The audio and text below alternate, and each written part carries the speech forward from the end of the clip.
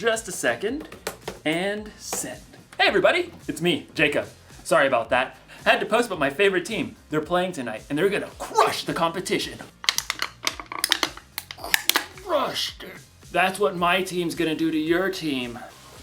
Oh yeah! Huh. Excuse me just a second. What? Somebody commented on my post.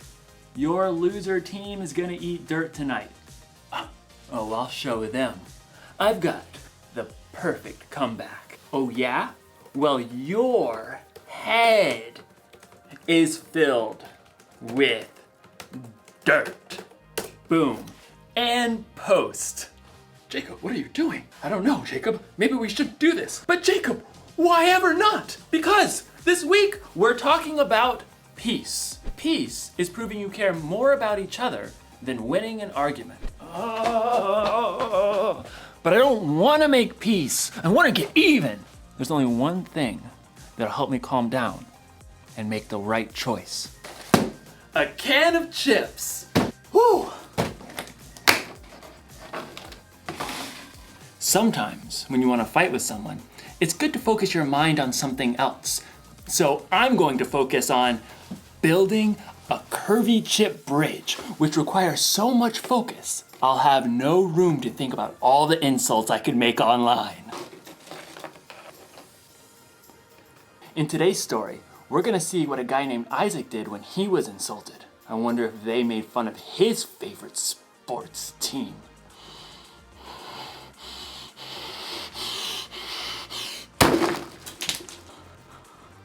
Oh, no. Guess I'm gonna need to focus a little bit more. I'd better start over. See you on the other side. The Bible. It's 66 books of history, stories, letters, and poetry that fit together to form God's one big story. The epic adventure of how He created us and loves us so much that He made a way to rescue us. As we travel through the Bible, from Genesis to Revelation, we discover people who met God and found their lives changed forever. Now, for an amazing story, inspired by the book of Genesis, chapter 26. God had chosen Abraham to follow him, and God made the same promises to Abraham's son, Isaac. I will make your children after you, as many as the stars in the sky, and I will give them all these lands.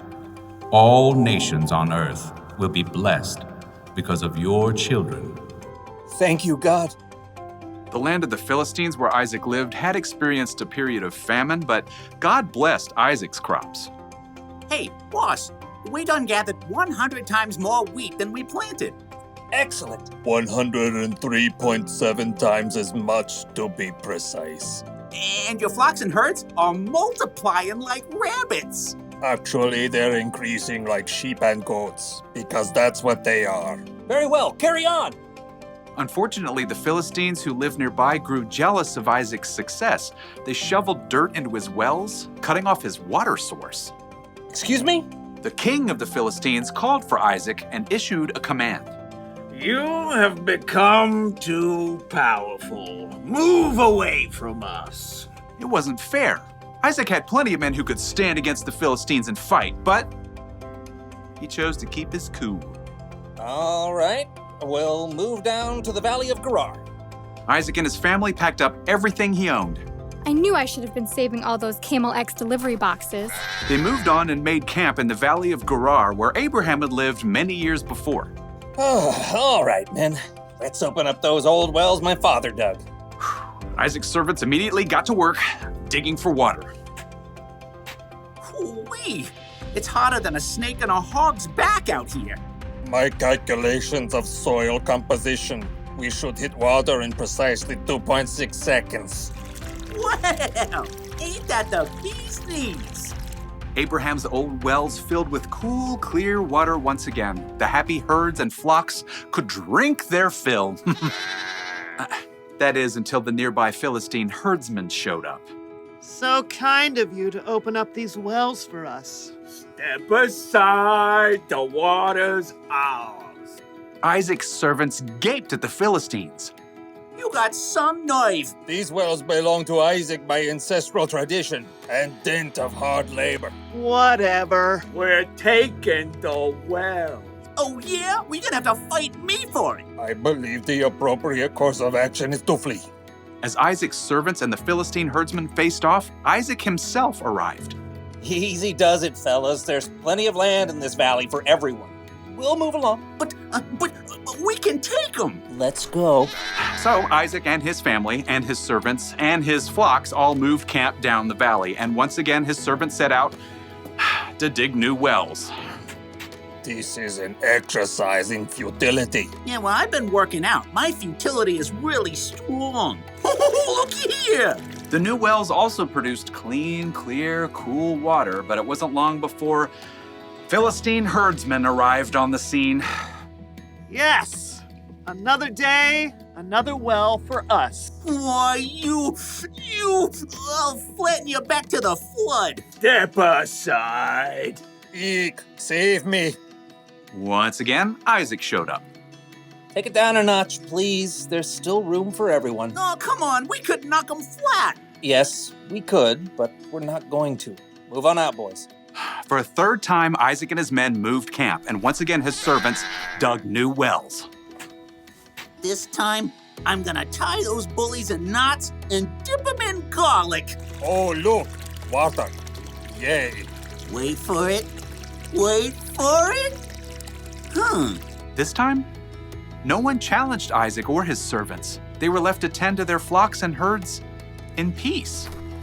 That is until one day, Isaac spotted King Abimelech heading his way with a host of advisors. When the royal entourage arrived, Isaac welcomed them. Why have you come to me? You were angry with me and sent me away. Abimelech shifted and exchanged a glance with his advisors. Well, we saw clearly the Lord was with you, so we want to make a peace treaty with you. We always treated you well. We sent you away peacefully, and now the Lord has blessed you. Give us your word you won't harm us. I can do that. Isaac prepared a feast for the Philistines. Early the next morning, the men made an agreement to keep peace with each other. Then, the Philistines went on their way. Need a drink? Pretty good well right there by the road. Yep, even though Isaac had the power to win a fight, he had chosen to stay strong and walk away 3 times in a row. And God had blessed him with peace.